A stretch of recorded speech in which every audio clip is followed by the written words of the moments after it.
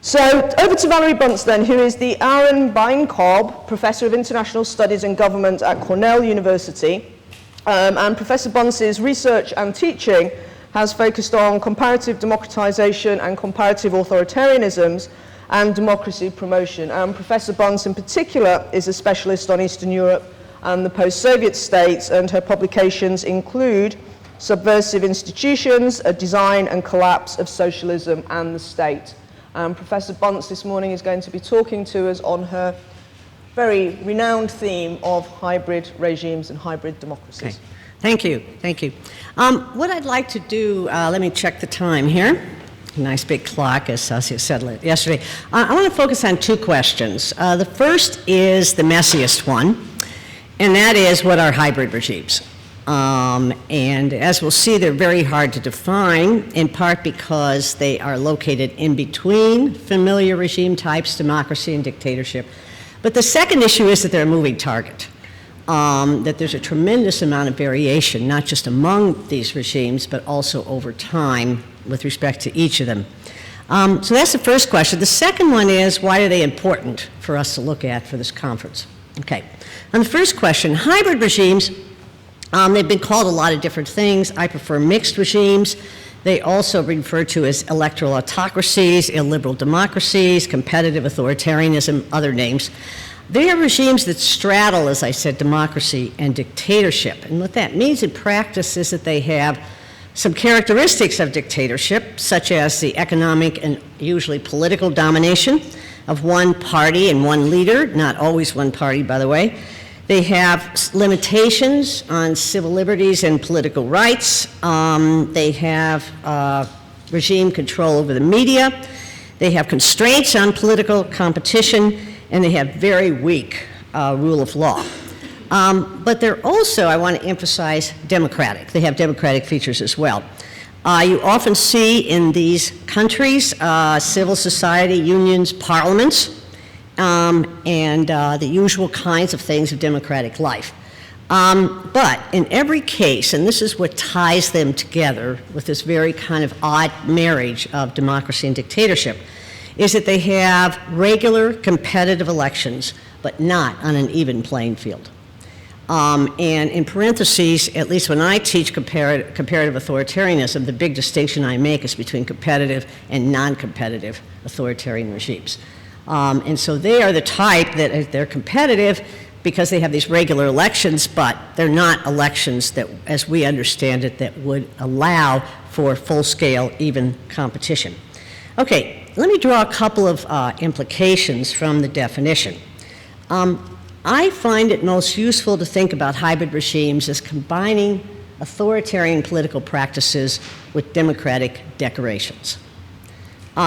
They have bounded freedom, competition, representation, and the like.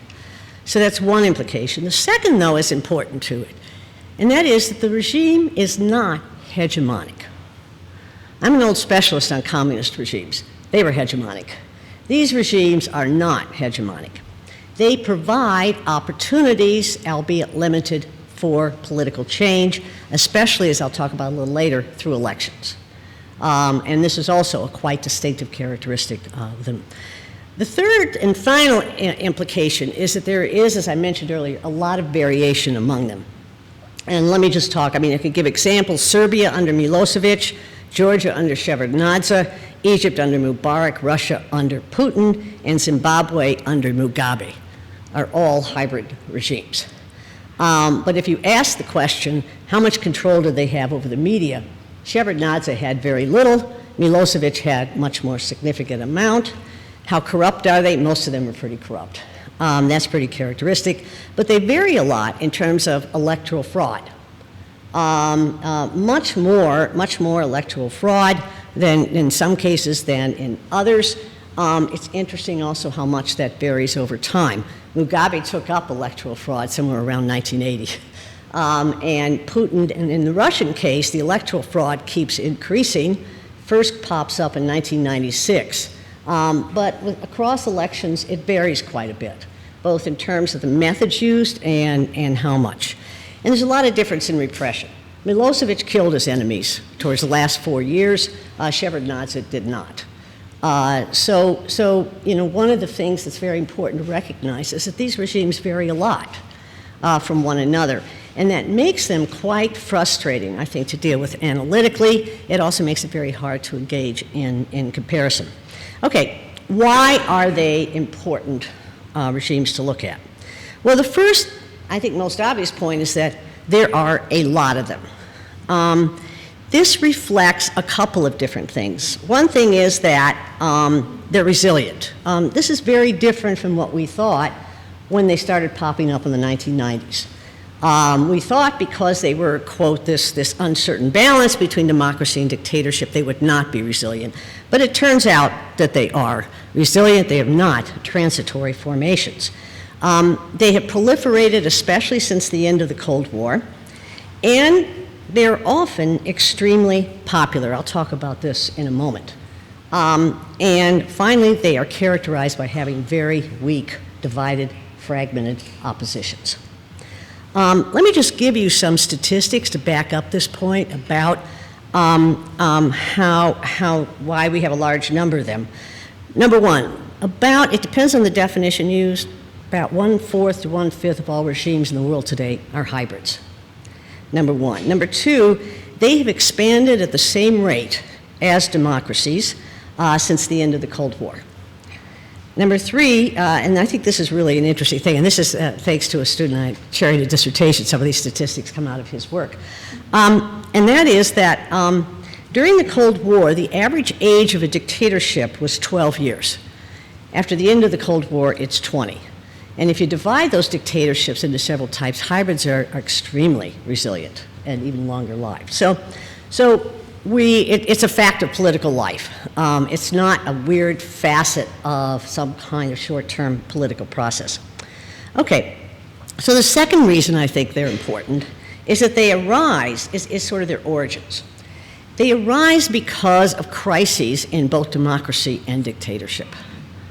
In other words, they are the end result of crises. So these crises can often be economic, but they're often questions of political order, having to do with fragmentation of state boundaries as well as economic kinds of issues. But if you look at the rise of different regimes over the past 25 years, what's striking is that hybrids stand out for their kind of ugly history, shall we say, for where you see them arise.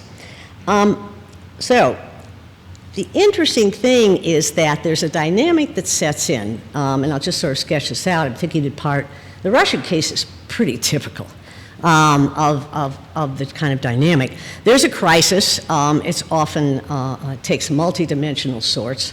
Publics become disaffected from members, political leaders, existing political parties, movements, and the like. A leader comes in Putin's case without a party, essentially. A leader comes in and promises not just economic growth, but political order. And that leader is able, for a variety of reasons, we could get into the question and answer session, provides it. The leader is extremely popular as a result of that. And the leader shows that, in effect, that he is superior to the previous alternatives. And I'll talk in a moment about oppositions and why it's so hard for them to mount really effective kinds of campaigns against them. Okay, a third interesting aspect to me of hybrids is that they're not, for the most part, ideologically based. Actually, what's interesting, as many of you know, in political science, there's a huge literature based on rational choice to try to understand authoritarian leaders. It fits them very well. That is to say that it used to be that there were ideologically based leaders, authoritarian leaders, and it didn't make a lot of sense to narrow them down to these, essentially interest maximizing individuals. But in this case, it makes a lot of sense for many of them. I wouldn't say it's perfectly it's not completely right to talk about this with Putin. Putin does have a vision of where he wants Russia to go. But in most other cases, it's about survival. It's about survival in office. It's about maximization of power. It's about preventing the two big challenges to all authoritarian leaders, which is to say that it's about stopping defections from the ruling circle and stopping popular uprisings. And so that's what they focus their policies on, essentially preventive policies for challenges to them. Another reason why I think it's important to look at these regimes is that they pretend, obviously, to be democratic. And they craft arguments about why they actually are democratic. Putin went through a certain period, less so now because it didn't work out too well, of coming up with all kinds of democracy with adjectives that describe the Russian case, such as sovereign democracy and et cetera. It didn't play that well. And so he kind of gave up that argument. But the fact is that most of them claim to be democratic, and especially they refer to competitive elections, they refer to their democratic features, and they say also it also has a significant element of nationalism in it. This is the democracy that fits us because of our nation, because of our history, and the like. And so that is kind of a winning point, saying why should we be just a general democracy when we can be a specific democracy based, for example, on the Russian historical and cultural traditions. Okay. Another point that I would emphasize about them is that they are the most common source of full-scale democracy since the end of the Cold War. You're just not seeing full-scale dictatorships anymore flip to democracy. What you are seeing is, at best, a transition to, let's say, a hybrid regime, and maybe to a democracy, or from a hybrid regime to a democracy.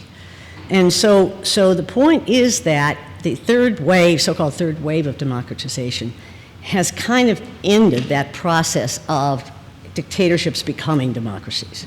And what we see much more in terms of the sources of new democracies, and the good example is the colored revolutions in the former Soviet Union and Eastern Europe, that these hybrid regimes undergo certain processes in terms of electoral challenges that produce democratic regimes. Not always, of course, and sometimes in multiple steps. Okay. Another issue that I think is interesting that I've kind of hinted at is that hybrid regimes do not fall because of the usual story. There's an argument out there that authoritarian regimes fall because of defections from the ruling circle, as I said, or uprisings, of popular uprisings. Now, there are a couple of things that are interesting. One is that since the end of the Cold War, the most common method in which dictatorships fall is actually popular uprisings, not defections from the ruling circle. There's been a big shift in this process. But these regimes fall pretty much for one reason, and that is mobilization around elections. That they're able, through extraordinary efforts by the opposition and allies within the democracy assistance community, actually, as well as civil society groups within the country, to use that small space that's provided by elections to actually challenge the leaders. And this can produce a new type of authoritarian regime, it can produce a democracy, but the point is that you don't get that transition from hybrid to democracy. Almost always it is through the electoral process. And this is what makes them a very specific type of regime, because it doesn't have the usual authoritarian story. Okay, my final point is that, and this is where I talk about Ukraine a little bit, my final point is that they could be dangerous. And they could be dangerous because, and I'm thinking again of Putin and Ukraine, they can be dangerous because one of the things that they do, and they spend a lot of time doing, and we saw this in terms of the Arab uprisings, we saw this in terms of the colored revolutions, is that they are dedicated to protecting themselves from the virus of popular mobilizations. Now that can mean, of course, a domestic strategy, which means they crack down at home, or in Putin's case, crack down at home and mobilize support by virtue of invading Crimea and annexing it. But it can mean, as I implied there, also a foreign policy. For states that are powerful and for leaders of these regimes, which are very nervous about holding on to power, Putin is very afraid of the diffusion of the colored revolutions and Ukraine to Russia. He's been obsessed with this issue since 2004 and the Orange Revolution in Ukraine. It can mean taking international preemptive action. It is not just, therefore, in every case, simply a domestic strategy. Now, you take someone like Aliyev in Azerbaijan, It's primarily a domestic strategy. It's not important or powerful enough a regime. But Putin is very, very, very concerned about Ukraine, and he was not going to stand by with the Euromaidan protests. And one of the reasons he was nervous about this is not just that Russia had significant protests around elections in 2011 through 2012, but also because there was it was really shocking how well Navalny did in the mayoral contest in Moscow. And Navalny used exactly the techniques that were used throughout in the color revolutions. The same thing, the same game, get out your votes, convince people the oppositions were supporting. Have electoral monitoring to the degree you can, et cetera, a whole package of innovations that were so important in the overthrow of Milosevic, the defeat of Mečiar in Slovakia, the victory of Yushchenko in Ukraine, and the victory of Saakashvili as well. And you talk about the Croatia case. There are many cases in these color revolutions. So the point is that these are, to step back and summarize a bit, these are regimes that work very hard at staying in power. And that can mean not just a series of domestic strategies, but also a series of international strategies. And I would argue that, that while it's true, as many people have analyzed the Russian invasion and annexation of Crimea, followed by aiding and abetting popular rebellion in eastern Ukraine, many people have argued this is about the expansion of EU and NATO, and I say it's also about diffusion. He's engaging in counter-diffusion measures because he's afraid of the spread of these kinds of challenges to authoritarian rulers. And he knows damned well that Ukraine and Russia look very similar. It's not as though what happens in Ukraine, and they're also next door to each other, they have long ties, blah, blah, blah. But he knows that Russia could be ripe for such a thing. And if he's a good, competent authoritarian ruler, he's going to assume the worst and act accordingly, rather than assume that he's just fine and quite secure. Okay, thank you.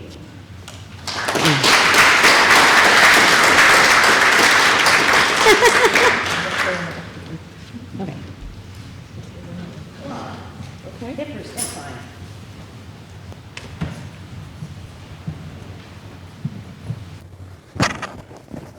Well, many thanks to Professor Bunce for that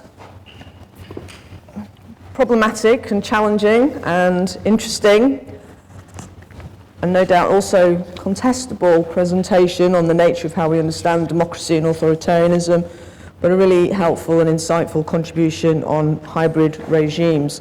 We've had some really thoughtful contributions over the last couple of days from our discussants. And hopefully again today we're going to have two discussants who are going to help us bring out the complexity and the richness of this topic of hybrid regimes. To my far left, geographically and I'm sure not politically, is Renate Utz, who is the head of Department of Legal Studies here at the Central European University and Professor of Comparative Constitutional Law with a specific focus on Europe and North America. And Professor Utz is an expert on human rights protections with an emphasis on enforcement issues. And she is the author of Freedom and Religion in European Constitutional and International Case Law. And to my immediate left is Matthias Borgards, who is visiting professor in the Department of Political Science. And he publishes on political parties and electoral systems and democracy in divided societies. So if we could start with you, Matthias. Sure. Thanks for the opportunity to provide comments to Professor Bunce's Just 1 second, Matthias. It is on, I think.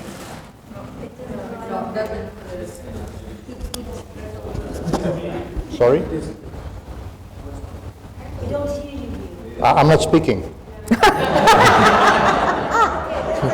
Better now? Yeah? I heard you perfectly, yeah. Yes. Okay, I should talk into the mic. Thank you. What I'm going to do in the 10 minutes that I have is to, following Professor Sesson's lead, I'm going to unpack or deconstruct the category of hybrid regimes. And hybrid regimes, as you heard, are a tricky concept because, well, they are hybrid. They are a mix, sometimes a perplexing mix of authoritarian and democratic features. And there's basically a European versus an American way to address this issue. The Americans, in their typical hegemonic way, they simply see all hybrid regimes, they see all hybrid regimes as somehow authoritarian, as in one way or another a variety of an authoritarian regime. So all hybrids are authoritarian. And the Europeans, they are a bit more, I would say, generous. And they approach hybrid regimes from the other end of the political spectrum. So they tend to see hybrid regimes as potential or blocked democracies or defective democracies. And defective democracies is actually the term I want to focus on now. Because it's beautiful, defective democracy, and I think it's true. It's helpful to look at some, at least, of these hybrid regimes as not authoritarian in nature, but as democratic in nature, though they have clear imperfections. And we have a center of the study of imperfections here at CEU, or not anymore, as the case may be. So, defective democracy. Defective democracies are minimally democratic but show clear defects, and these defects can be grouped into four categories. The first one is exclusive democracy, which means it's a democracy for some but not for all. Think Estonia in the early 90s, when the Russian minority was deprived of the right to vote. So that's an exclusive democracy. Illiberal democracy, again, a minimal democracy, because elections, free and fair and competitive elections take place, but there is a problem with civil liberties, for example, press freedom. Think Mečiar in the mid-90s in Slovakia. Delegative democracy, that is about overly powerful presidencies. Think Yeltsin in Russia in the early 90s. So delegative democracies are minimally democratic, but the executive is a bit too powerful for the good of democracy. So there's a problem with horizontal accountability. And the final type of defective democracy is a democracy with reserved domains, which means, yes, most of the country and most of the political system is democratic, but there are some domains in which non-democratic, non-elected leaders rule. Think Turkey in the early stages of democratization, when the army was a veto player. Think also about countries, maybe Moldova, where countries where the central government does not rule over its entire territory. So exclusive, illiberal, delegative democracy and democracy with reserved domains are types of defective democracy. And I like this typology because it helps us to be quite precise in telling where democracy is disfigured, or how it is disfigured. And these categories are not static, they are dynamic.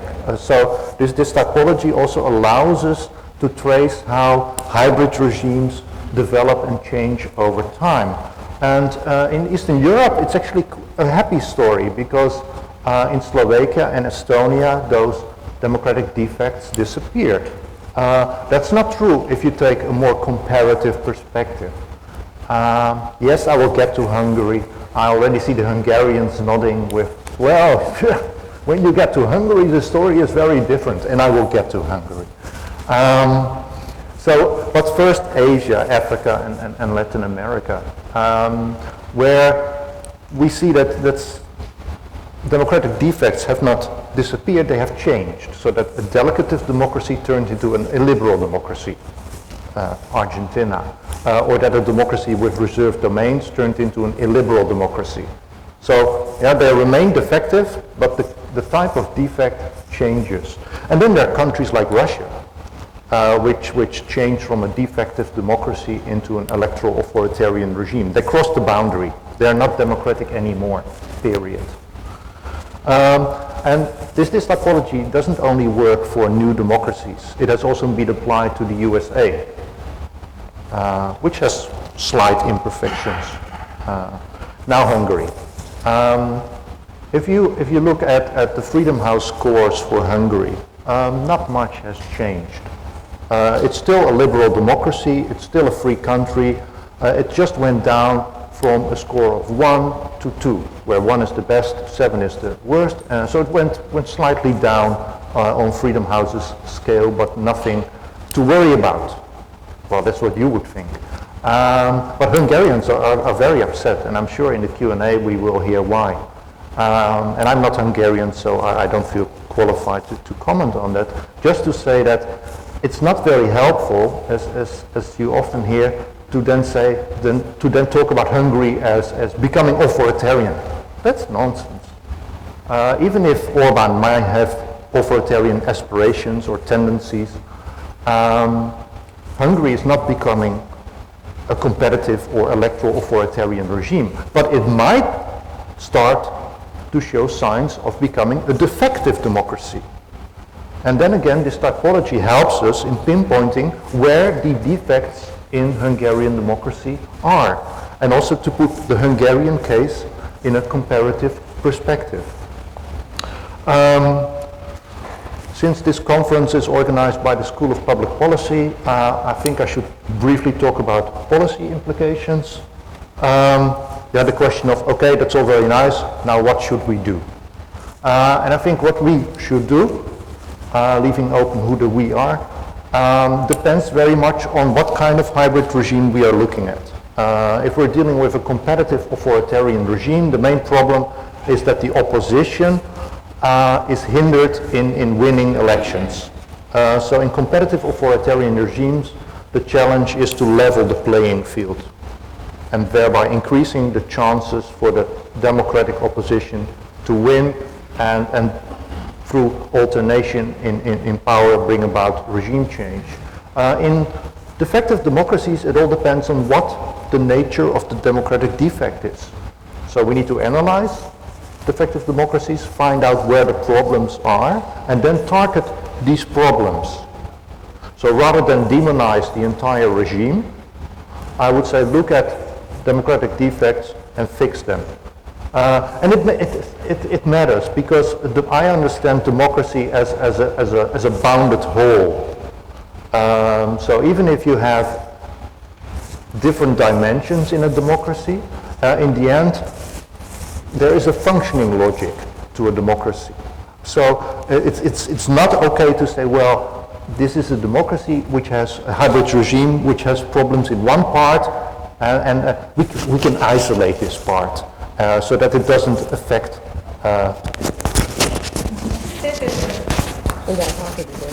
Okay. So I think it's very difficult to. Oh yeah, I hear myself much better now. It's naive to think that democratic defects can be isolated. Because they might spread and they might affect the operating logic of the regime. So we should act. Thank you. Thank you very much. Marisa, would you like to make your contribution? Let me follow up on Matisse's focus on terminology and carry on from there.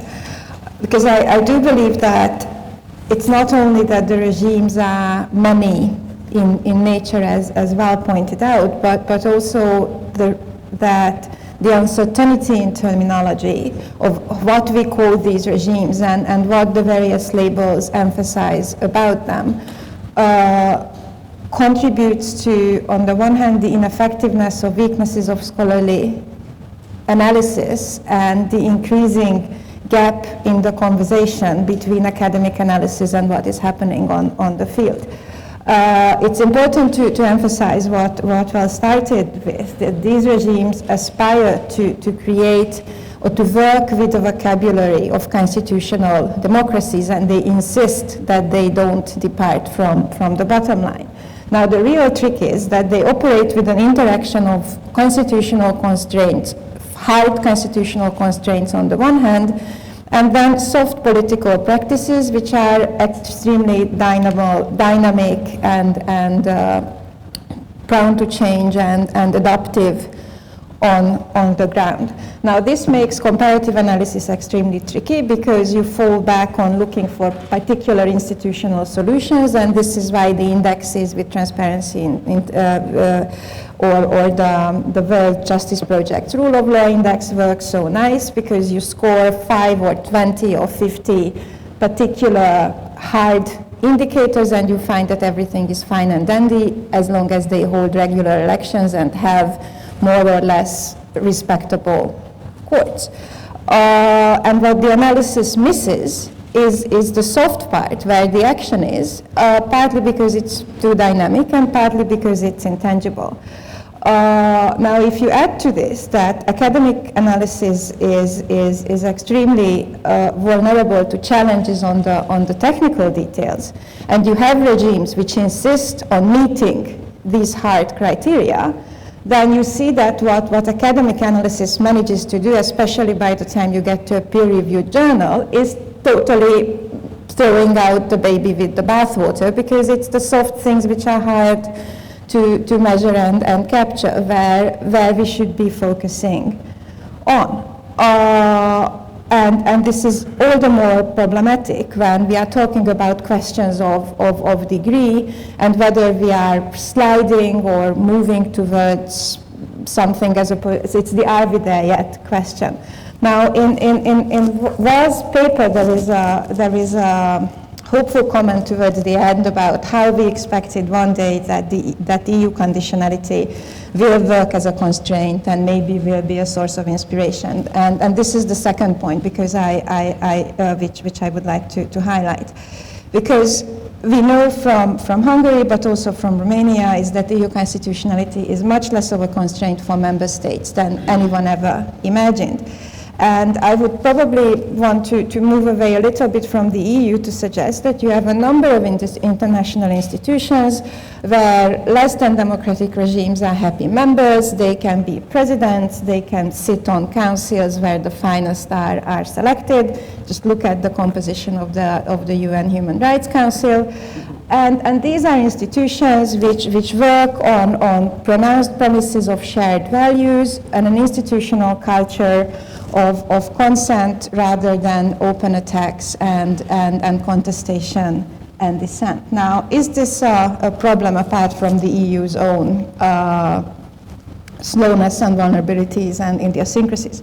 I do believe it's a problem, because with permitting these types of countries to chair debates and set agendas, the language of intolerance, the language of their questioning quite openly shared values and minimum standards becomes part of the daily operation and the language of how we talk about minor things as democracy, rule of law, and constitutionalism.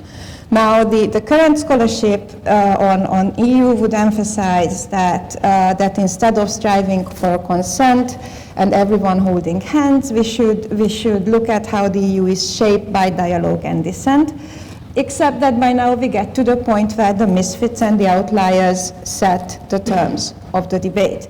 And and we are at an age at the same time when these minor things like rule of law and democracy and constitutionalism have become totally overused and melted, because they are not only concepts in political theory, but also are labels for distributing money for development agendas and by the way, we are measuring the success of these projects with those hard points that scholars contribute to regenerating.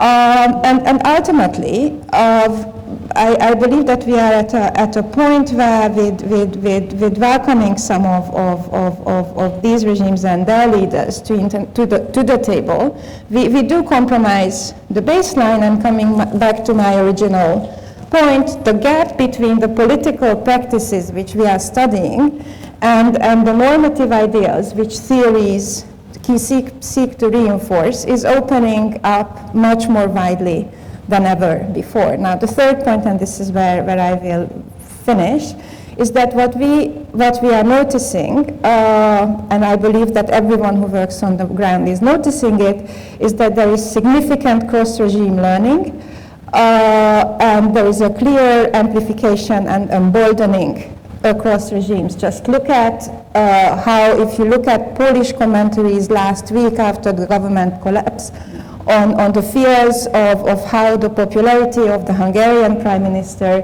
is going to feature in the next parliamentary elections. So these are popular rulers, and the popularity of ideas is actually popularities across the board, and we cannot simply measure them with European party politics. It's much softer and much more widespread. And it's not simply the popularity of rhetoric, but the extremely easy transportability of particular technical solutions which are essential to running a non-democratic regime. Think about small things like techniques in electoral engineering, techniques in party financing, techniques in restricting media freedom, techniques in ensuring that funding doesn't get to civil society organizations, and the popularity of labeling them as foreign agents. These are small technical legal solutions. They are independent of each other, and they produce the effect which then you can call whatever you prefer to call it, as an aggregation. The particular solutions travel across time. They are extremely widespread, and with more and more countries adopting more and more of these solutions, the justification that 100 other countries or 20 other countries or at least 15 of our neighbors have the same thing becomes a justification based on comparative scholarship, which is how we study these regimes, which is going to contribute to their legitimacy and makes them more and more difficult to challenge. So I would like to stop here in a good Hungarian, happy and just uplifting tone, and I hope we will have a good conversation afterwards. Thank you very much.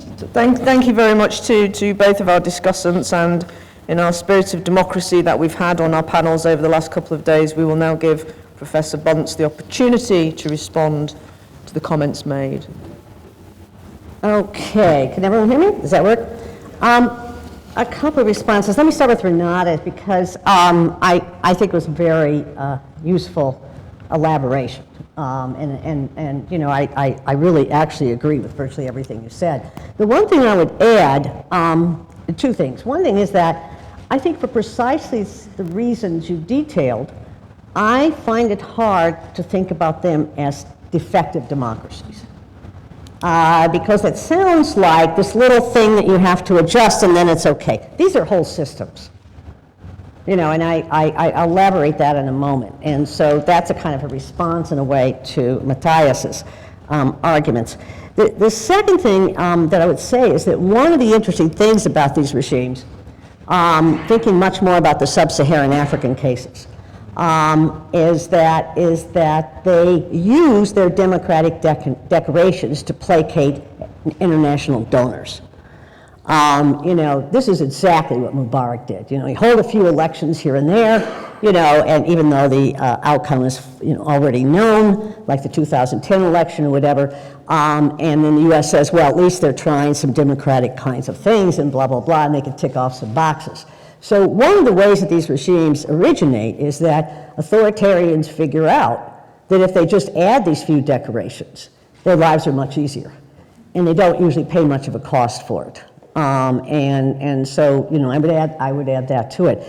Okay, now speaking as a hegemonic American, a typical hegemonic American, and I'm going to speak to a typology-loving European, okay?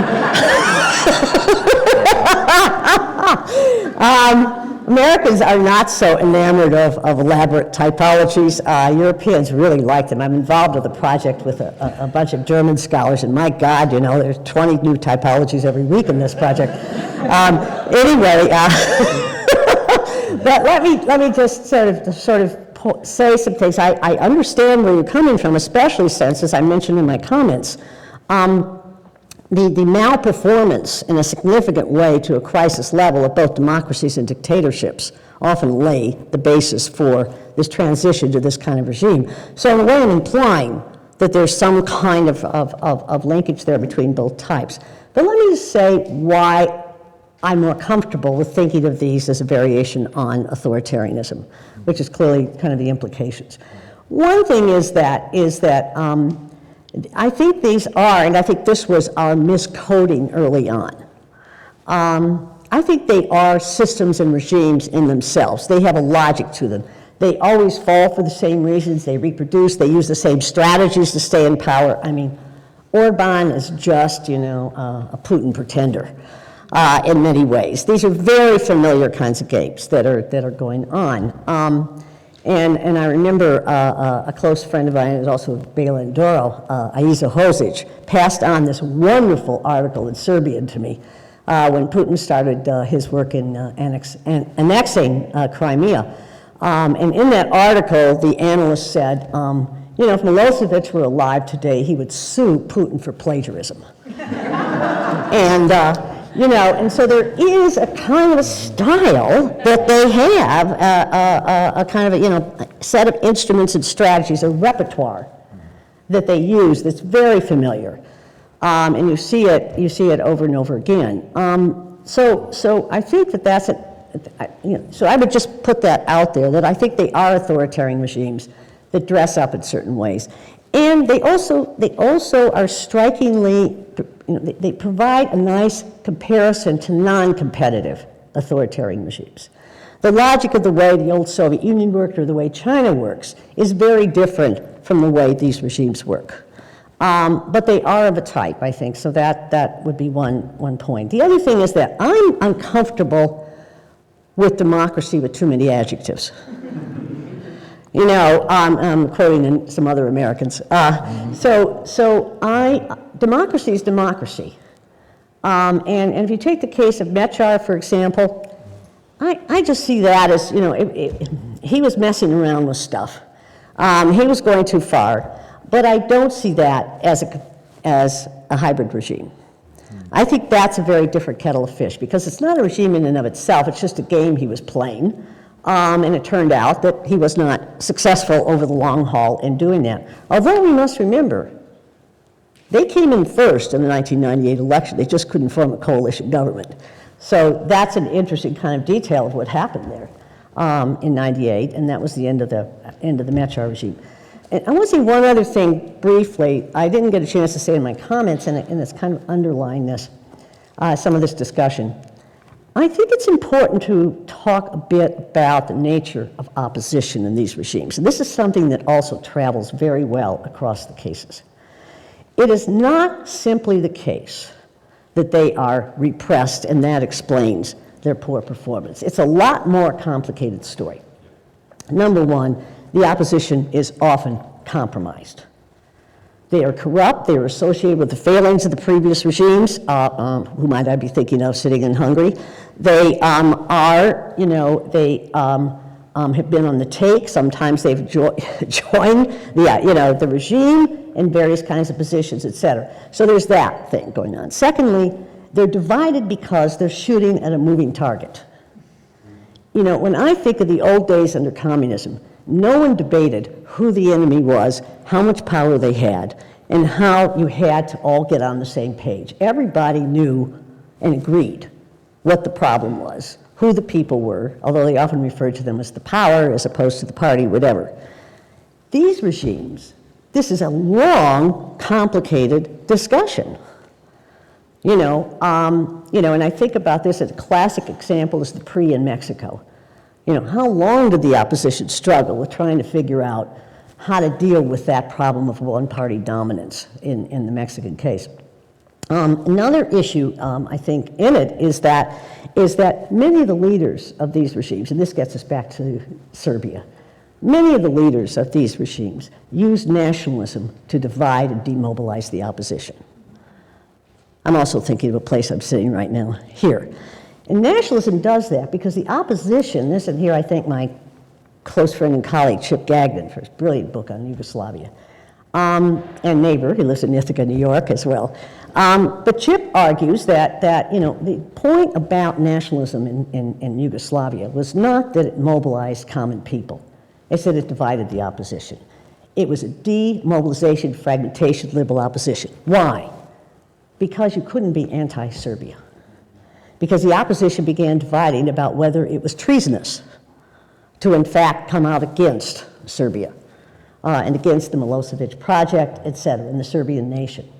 So that's another thing that these leaders do. So what I'm trying to imply here is that the opposition is fragmented, weak, et cetera. And there's a final reason. Dictators are popular in many of these cases. And publics have to figure out, I know I get these results, perhaps we can also say these rents from these dictators. What am I going to get from the opposition? What do I know I'm going to get from the opposition? Do I believe I'm going to get anything from the opposition? Do I believe they're going to be effective, et cetera? One way that oppositions win in these regimes is that they win local elections first. And then there is, in effect, a record that people can look at and say, aha, they could actually rule, they don't screw it up, et cetera, et cetera. This is a pattern in virtually all the cases of color revolutions. So at any rate, I think that it's this complexity of the system that I really want to lay out, that it has a way it operates. And those practices really travel well, I think, among these different types of regimes. And I see them as largely authoritarian, but playing democratic games.